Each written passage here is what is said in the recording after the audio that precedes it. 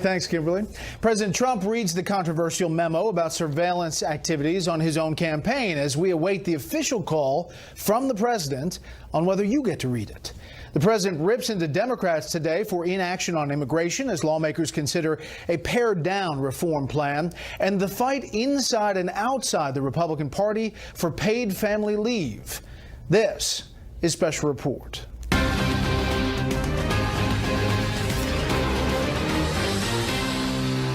Good evening. Welcome to Washington. I'm Bret Baier. It now seems to be a matter of when, not if, President Trump will authorize the release of a currently classified memo about alleged surveillance abuses by the FBI. Exactly which version of the document will be revealed is also a subject of heated argument tonight. Chief Intelligence Correspondent Catherine Herridge begins our coverage by telling us where we stand at this hour, and we have to say at this hour because it's been changing. It has been, Bret. Thank you. After another day of brutal recriminations and a call for the Republican House Intelligence Committee chairman to be removed, the White House signaled the memo's release is imminent.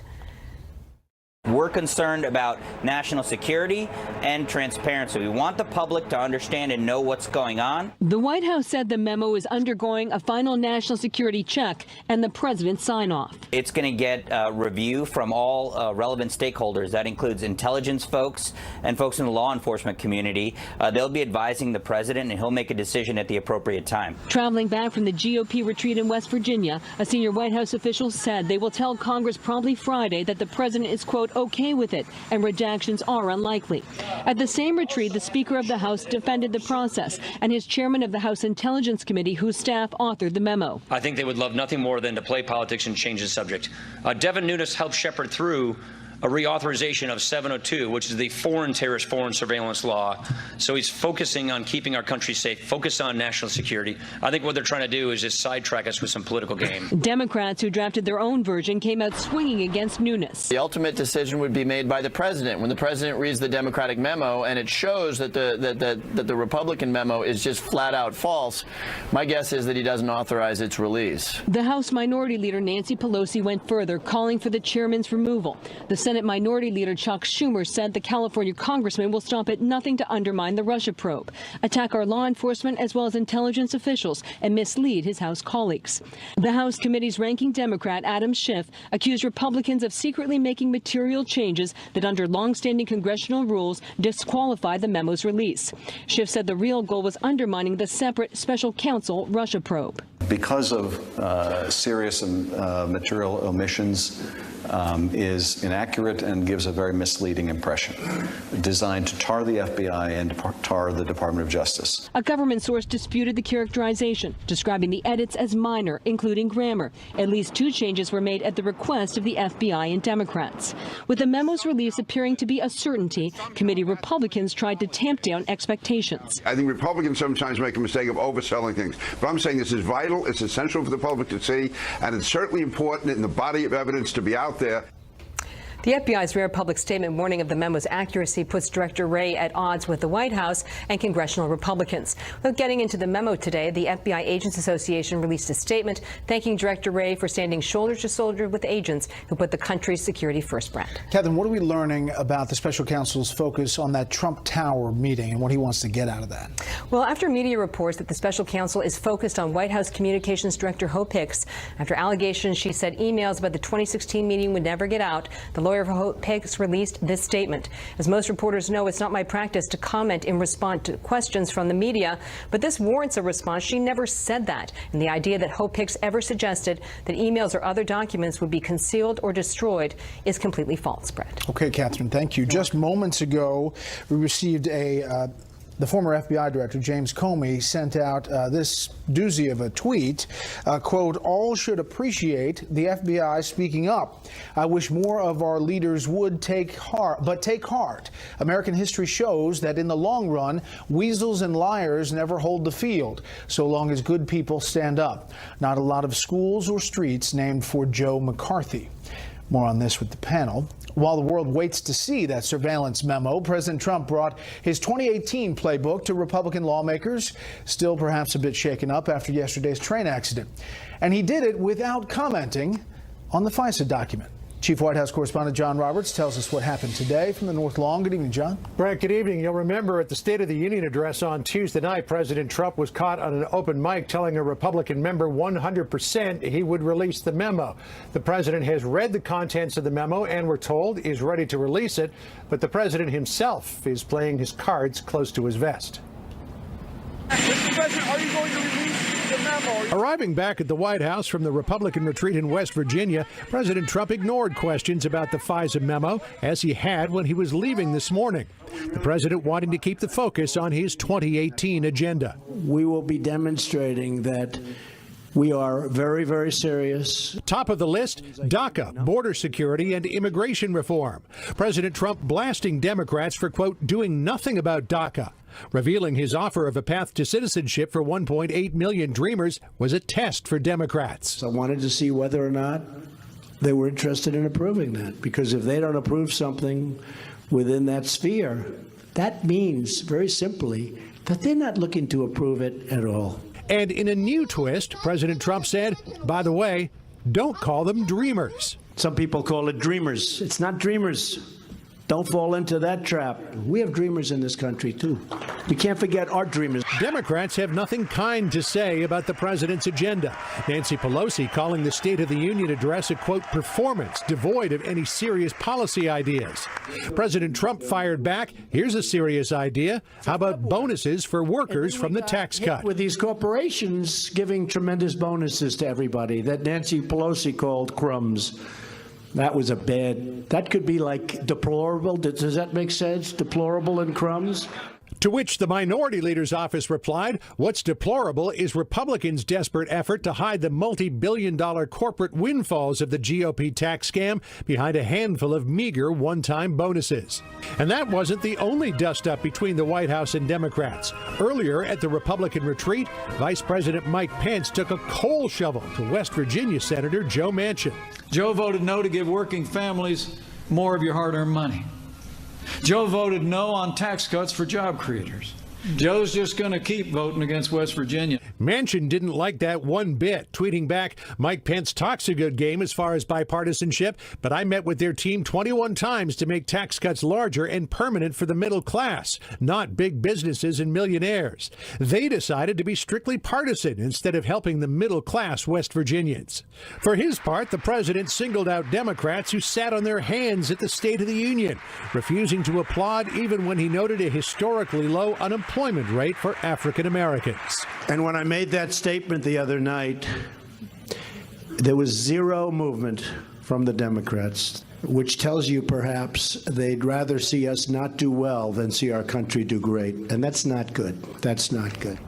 Fox News is told tonight that a deal on DACA remains elusive and that there may not be anything in place by the time the government runs out of money next Thursday. In fact, legislative text on the president's immigration proposal may not be available until at least February the 9th, which means negotiators are going to start to feel the heat from that looming March 5th deadline to do something to fix DACA. Bret? You know, John, we're getting word that the president's going to head to Ohio to talk about taxes on Monday. Is there a sense that it's going to be easy to get a continuing resolution by February 8th? I'm told that there won't be any problem getting a continuing resolution, that the Democrats have no appetite to shut the government down again. What will be difficult is getting a deal on the budget caps, because I'm being told by sources here at the White House that the Democrats are holding fast that there needs to be an agreement on DACA before they'll tackle the budget cap. So a continuing resolution is one thing, a budget deal is quite another, Brett. Exactly. John Roberts live on the North Lawn. John, thanks. GOP lawmakers are trying to cobble together an immigration plan before the next deadline hits. As John just mentioned, correspondent Peter Ducey is at that GOP retreat in West Virginia tonight. Good evening, Peter. Good evening, Brett. There's reason to think that Republicans talking about immigration at this retreat have started to delete some provisions that are critical to other Republicans, because there is now talk about an immigration deal that does not address the visa lottery program or chain migration. I think that if we can solve DACA and border security, that may be the best we can hope for. But the president told senators here in West Virginia today he wants more. A one-for-one bill that just addresses DACA and the border is not enough. Chain migration and the visa lottery are both pillars that he is asking Congress to write into any immigration bill. We want people coming in to our country based on merit and based on the fact that they are going to love our country and they respect our people in our country.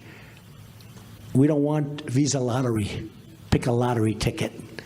Pick a lottery. We don't want that. So we want it based on merit. Many House Republicans are with the president on this issue because he likes what people in their districts like, and the lawmaker tasked with defending the House is forecasting how immigration is going to play in the midterms. The other side, frankly, would love to have nothing happen and campaign against that. And frankly, I don't want a bad deal. I don't think we should take a bad deal. But we need to hold them accountable for what they do and don't do. If they don't want to come together and get a deal, then there may not be a deal that's had. Control of the Congress isn't the only thing hanging in the balance, because Congress actually shut down the last time there was a DACA fight. But the Majority Leader Mitch McConnell said today he doesn't think that's going to be an issue again. He thinks Democrats learned their lesson. I don't think we'll see a threat of government shutdown again over this subject. One of my favorite old Kentucky country sayings is there's no education in the second kick of a mule. And so I think there will be a new level of seriousness here. That means McConnell thinks that Democrats are going to look the other way and vote to keep the government open next week, even if there is no DACA deal in place, even though that's what a lot of them thought he was promising when they agreed to vote to end the shutdown last time. Bret? No education in the second kick of a mule. The Senate Majority Leader sounded like Senator Kennedy from Louisiana. Peter, thank you. Investigators are still trying to determine exactly what led to yesterday's train accident that left one person dead. 2 other people in the truck that was on the tracks were seriously hurt. No one in the Republican delegation suffered major injury, although some reported bumps, bruises, sore joints, at least one concussion. You can expect more arrests of illegal immigrants at federal, state, and local courthouses. Immigration authorities are making official a policy that has drawn widespread criticism from pro-immigration advocates. National correspondent William Lajeunesse looks at both sides tonight from Los Angeles. For every criminal public safety threat that we can't take custody of in the safety and security of a county jail means one of our officers has to knock on a door. That's why Immigration and Customs Enforcement is doubling down on a policy allowing agents to arrest criminal aliens at the courthouse. This policy to, when they can, arrest people in courthouses makes sense. In the past, ICE arrested criminal aliens in jail. It was seamless, safe, and efficient until sanctuary cities banned the practice. What do we want? ICE out! Immigrant supporters want the courts off limits, fearing otherwise innocent relatives could also be deported. We will not stand for actions by ICE that are repressive and that endanger families of our citizens. But the new ICE directive says agents have no intention of sweeping traffic or city courts for nonviolent offenders. If you look at the policy, it's pretty specific. The arrest at the courthouse is to go after targets, criminal aliens who are targets. Not victims, not witnesses, not family members. Another concern, a recent increase in unaccompanied minors crossing the border. Holman blames a recent Ninth Circuit Court ruling that prohibits DHS from holding children for months or even longer until their asylum hearing. The president wants a policy to change that. It finally ends the horrible and dangerous practice of catch and release. The Ninth Circuit ruled unaccompanied children are entitled to a bond hearing and must be placed in the least restrictive environment available, usually with a parent or relative, and many never show up in court. Critics say catch and release policies incentivize more illegal immigration. Bret? William, thank you. U.S. oil production has topped 10 million barrels per day for the first time since 1970. That's according to the Energy Information Administration. This occurs as OPEC nations affirm their commitment to supply cuts in order to stabilize prices. The price of a barrel of crude oil is just under $70, and the nationwide average here in the U.S. for a gallon of gas, $2.60. Stocks were mixed today. The Dow gained 37, the S&P 500 dropped 2, the Nasdaq lost 26. Residents in the Pacific Northwest may soon be paying a lot more in taxes to fight a man-made climate change process, which many people say has never been scientifically proven. As you can imagine, some of those people are fighting that plan. Correspondent Dan Springer fills us in from Seattle tonight. When it comes to greenhouse gases and their impact on the planet, President Trump has said only that he will pull the U.S. out of the Paris Climate Agreement, which aims to reduce emissions as a way to stop global warming. But West Coast states are driving in the opposite direction, with efforts to tax carbon. This is both an economic benefit for the state of Washington. It is a job creator. Jobs in the clean energy sector are growing twice as fast as the rest of the economy. Washington State's Democratic governor wants to tax residents every time they fill up at the pump, heat their homes, or plug in their electric vehicles. Businesses like Boeing that compete internationally would be exempt. The hit to residents and small businesses, $3.3 billion over 4 years. The money would go to green industries. You're not just subsidizing clean energy or help to the environment. You're also subsidizing a big expansion in government bureaucracy, which does nothing to help the environment. British Columbia was the first in North America to tax carbon in 2008. The results mostly good. Emissions are slightly down even as the population and economy grow. But they also cut taxes to make up for higher energy costs. California already has a cap-and-trade program, while Oregon lawmakers consider a similar plan. It's all an attempt to change behavior. When you have pollution going up into the atmosphere for free, that's a market failure, and a carbon tax corrects for that market failure within the market. The fate of the carbon tax bills here in the Pacific Northwest is uncertain. Meantime, a similar movement is forming in the Northeast. A bill introduced in Massachusetts would also tax energy use, but residents there would get a rebate at the end of the year. Bret? Dan Springer in Seattle. Dan, thanks. Up next, a controversial clampdown on free speech about the Holocaust. First, here's what some of our Fox affiliates around the country are covering tonight. Fox 17 in Nashville, as Democratic Mayor Megan Barry says she plans to continue serving in office after revealing an extramarital affair with the former head of her security detail. Sergeant Rob Forrest retired from the Nashville Police Department effective yesterday. Barry calls the affair a mistake, but not a tragedy. Fox 2 in Detroit, as a Lansing area police department publicly apologizes to one of Dr. Larry Nassar's victims for missing an opportunity to pursue criminal charges. One of his patients went to police in Meridian Township in 2004 with a sexual abuse claim. Police dropped the case after Nassar denied it. At least 265 women and girls have said they were assaulted by Nassar going back to the 1990s. And this is a live look at San Francisco from our affiliate Fox 2 out there.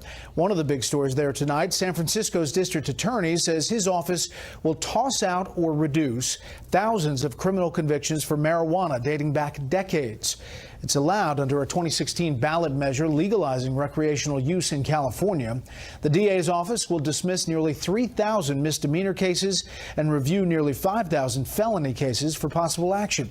State lawmakers are considering a bill that would require all California district attorneys to take similar action. That's tonight's live look outside the Beltway from Special Report. We'll be right back. And using what it calls new kinds of weapons to deliver deadly chemicals. Administration officials tell the Associated Press President Trump has not ruled out additional military action to deter attacks or punish Syrian leader Bashar al-Assad.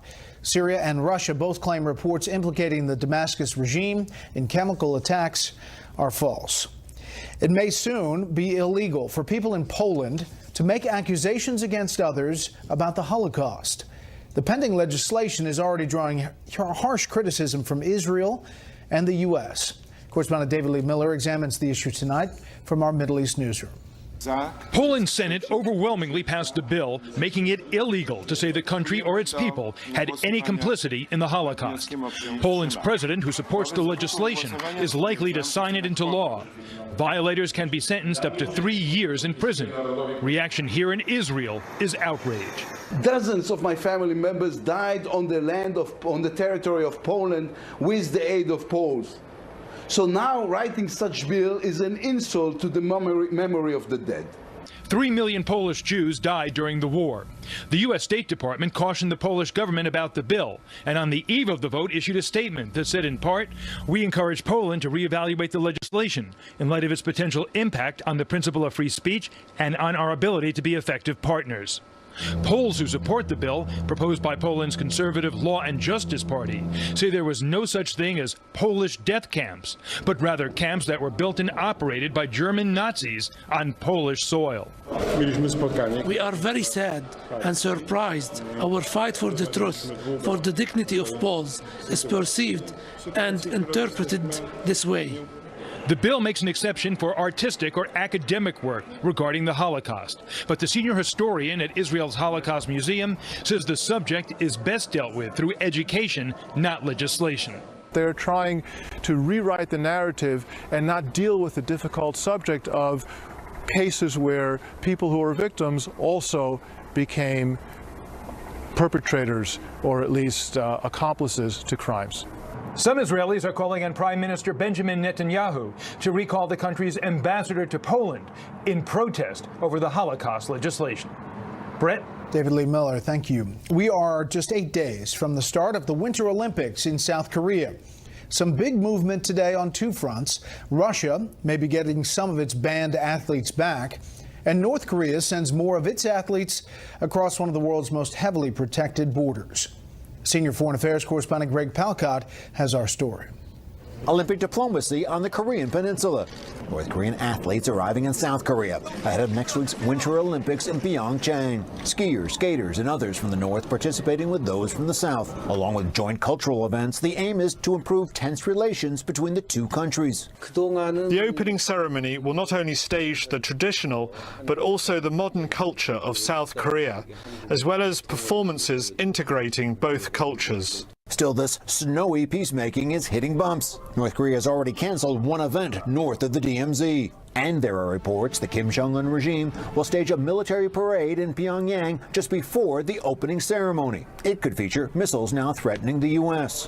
While Washington supports the sport-fueled Korean outreach, it is deploying fresh military hardware nearby. All options are on the table. And by all options, I think you have to say it has to include military options. There could be other political thawing. 28 Russian athletes had doping bans reversed and results from the last Winter Olympics reinstated by a sporting tribunal. Still, International Olympic Committee officials say that doesn't necessarily mean they can join other Russian athletes at the Games or that it will restore Russia's tarnished sporting reputation.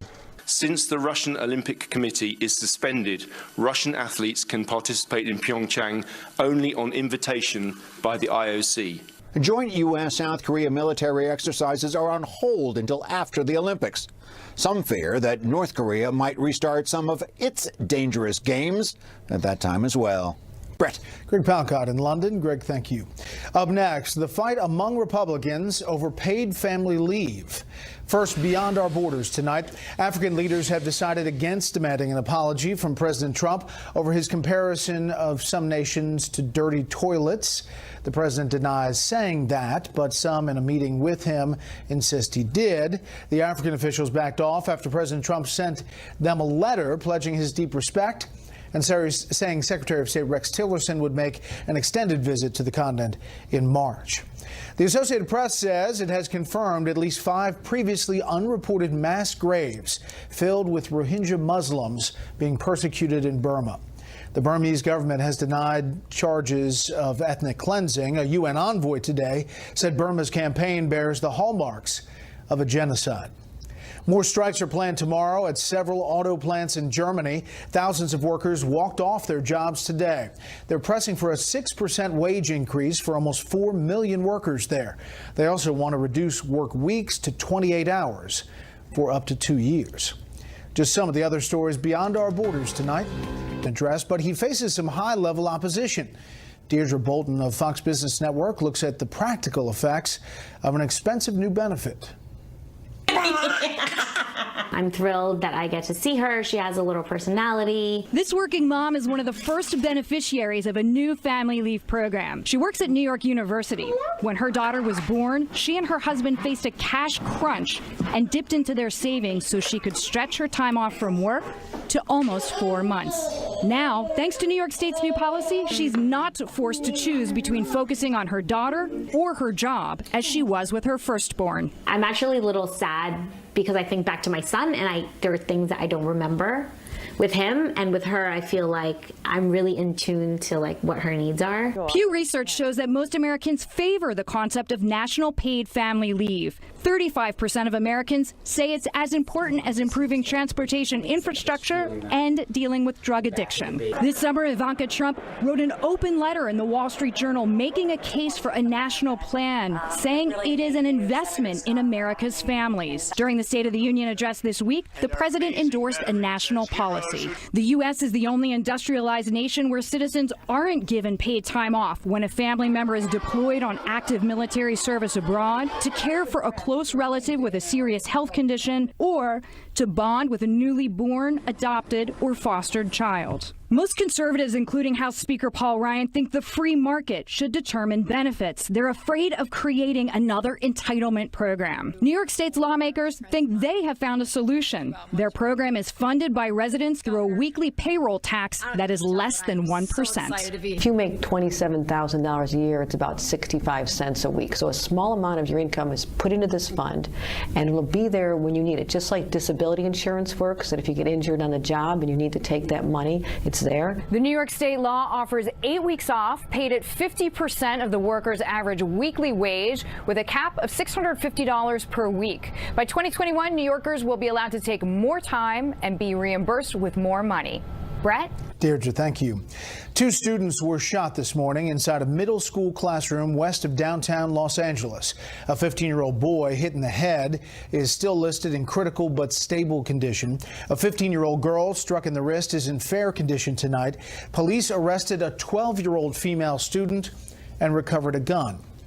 The classroom, the workplace, even the church have become much more dangerous in recent years. More and more individuals and groups are taking steps to be prepared for a worst-case scenario, such as a person with a gun intent on causing harm. Tonight, correspondent Brian Yennis looks at the growth industry of active shooter situation training. Inside the DeCrescenti Beverage Distribution Center in Mechanicville, New York, 50 employees are about to experience what it's like to be in an active shooter situation.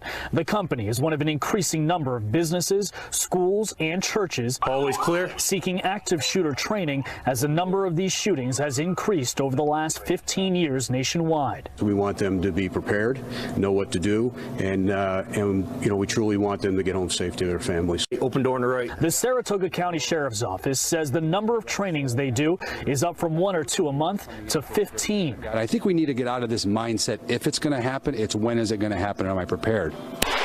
In this drill, they'll use live blank gunfire and mock pipe bombs to make it as real as possible.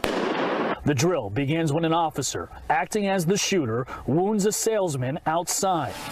He manages to call 911. Police are en route. Hearing gunfire, the distribution center initiates a warehouse lockdown. Want to mess with my family?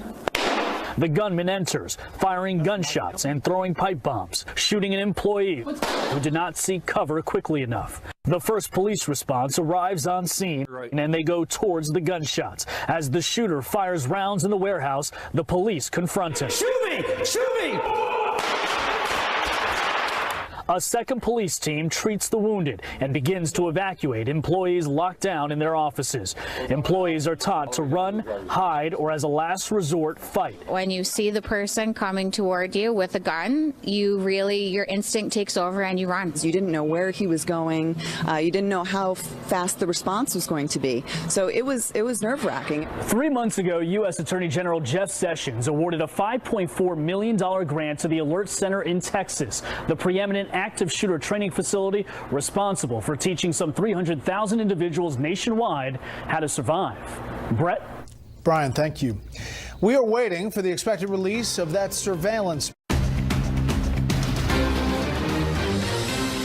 This memo is really a spin on not just a set of particular documents, but broader classified information than that. This memo is important to the American people understanding what is going on in the Department of Justice and the Federal Bureau of Investigation. I will tell you that it is full of falsehoods, though it is a shoddy and poorly written memo. It's very significant. I don't want to oversell it, but I'm saying this is vital, it's essential for the public to see, and it's certainly important in the body of evidence to be out there. It's going to get review from all relevant stakeholders. That includes intelligence folks and folks in the law enforcement community. They'll be advising the president, and he'll make a decision at the appropriate time. Well, we've covered it. We've talked about it. A lot of people have talked about it. We think it's coming out tomorrow morning, actually. A lot of talk today about edits made before the White House saw it and a back and forth on that. The Intelligence Committee putting out a statement in the majority. It's increasingly strange attempt to thwart publication of the memo. The committee minority is now complaining about minor edits to the memo, including grammatical fixes and 2 edits requested by the FBI and the minority themselves. The vote to release the memo was absolutely procedurally sound and in accordance with the House and committee rules. To suggest otherwise is a bizarre distraction from the abuses detailed in the memo, which the public will hopefully and soon be able to read for themselves. We think that will happen again tomorrow morning. Let's bring in our panel. Steve Hayes, editor-in-chief for the Weekly Standard. Mara Liasson, national political correspondent for National Public Radio. And Molly Hemingway, senior editor at The Federalist. Okay, Steve, where are we on this and where it stands? It seems the story has now, some of it gone to, is the memo going to be all that it's even Republican lawmakers think it's going to be? Well, I'm not sure at this point that it possibly can be, because so much has been made of it and the buildup has been so great. Having said that, I think there will be significant new information in the memo. I mean, I think that what we learn about the behavior of certain law enforcement, senior federal law enforcement officials, will be troubling to people. Is it enough to change the debate in Washington about Trump and Russia and the FBI and all of this? I don't think it probably is, but I think we'll learn new information. It will trigger another round of finger pointing back and forth, but it'll be nice at least to understand what the claims and counterclaims are in a way that we haven't been as we've debated this for the last couple weeks. Here is Speaker Ryan on the whole political distraction argument. I think they would love nothing more than to play politics and change the subject. Devin Nunes helped shepherd through a reauthorization of 702, which is the foreign terrorist foreign surveillance law. So he's focusing on keeping our country safe, focused on national security. I think what they're trying to do is just sidetrack us with some political game. Mark. Well, that was really interesting today, because he went on to say, let me tell you what this memo is and isn't. The memo is Congress doing oversight of the FBI. What it isn't is an attack on our institutions. It's not an attack on the FBI, the Department of Justice. It's not an attack on Robert Mueller or his investigation. The fact that he even had to say that shows you the kind of unprecedented moment that we're at, which is you've got the president at war, basically feuding with his hand-picked FBI director, his hand-picked deputy attorney general, who both didn't want this memo to come out. They said its omissions led to an inaccurate picture. And that's something we haven't ever seen before. Molly. Yeah, it's not surprising that the FBI would be freaking out about this memo coming out. They have expressed a lot of concern. Nobody likes to have their dirty laundry aired, and this reportedly will air some of that dirty laundry. It's a little bit more disconcerting how many other people have sort of joined with them to keep Americans from learning about these abuses that are at the FBI and just learning more information. Adam Schiff did a last-ditch effort to try and fight this memo from being available to the American people. He, of course, fought the subpoenas that led to the information about this. There is a general obstruction there that we've seen from Democrats on the committee, also from the FBI themselves. They spent the entire last year obstructing requests for information. So I think it's wise to temper expectations. It's not going to be a huge deal. At the same time, I think it's the beginning of a long process of figuring out exactly what was going on at this agency and learning more and just bringing it to light. So what do you make of Comey's tweet? I just put it up earlier in the show. All should appreciate the FBI speaking up. I wish more of our leaders would, but take heart. American history shows that in the long run, weasels and liars never hold the field so long as good people stand up. Not a lot of schools or streets named for Joe McCarthy. And there will also not be a lot of schools or streets named for James Comey in all likelihood. It's very odd that he would make this reference to McCarthy after Comey himself perpetuated this Russia collusion theory, privately admitting to people in the White House that there was no investigation of Donald Trump, but publicly intimating that there was. It's kind of interesting to see former FBI director, former CIA director, Brennan on Twitter, kind of tossing balls in to the public discourse occasionally like this? Yeah, well, look, they're well within their rights to do that. Of course, yeah. I'm not saying it's against the law. Certainly, but you know, I think it's to a certain extent informative. In many ways, I think our colleagues in the mainstream media have shown an incapability of imagining that people like James Comey would be political, people like John Brennan would be political. And for those of us who reported on the various episodes over the last 8 years, from Benghazi to Guantanamo to the Iran deal, it's pretty clear that they were capable of being political. So I think one of the things that will come out of the release of this memo is that we'll see more politics in all likelihood. Now, does that then invalidate the entire investigation into Trump and Russia? I don't think it does. There are many outstanding questions that we don't have answers to right now. I mean, if the FBI played games with FISA applications, does that somehow exculpate Donald Trump Jr. from his meeting at Trump Tower for misleading people about it? I mean, there's still an investigation to be had, even if it's the case that political to that end, Mara, the New York Times has an article saying, among other things, Mr. Carollo, who was a PR person, is planning to tell Mr. Mueller, special counsel, about a previously undisclosed conference call with Mr. Trump and Hope Hicks, the White House communications director. Carollo planned to tell investigators that Ms. Hicks said during the call that emails written by Donald Trump Jr. before the Trump Tower meeting, in which the younger Mr. Trump said he was eager to receive political dirt about Mrs. Clinton from the Russians, quote, will never get out. That left Mr. Carollo with concerns that Ms. Hicks could be contemplating obstructing justice. Hope Hicks' attorney has issued a statement. As most reporters know, it's not my practice to comment in response to questions from the media, but this warrants a response. She never said that, and the idea that Hope Hicks ever suggested that emails or other documents would be concealed or destroyed is completely false. Yeah. The zeroing in on the Air Force One meeting about the release, the press release that came out about the Trump Tower. What's interesting about that is, first of all, those are 4 words. We don't know what the context was. We don't know if she said them, she denies it, or what the purpose of that was. The other thing is, this was a statement that was released to the media. This wasn't a statement that he was giving to the FBI.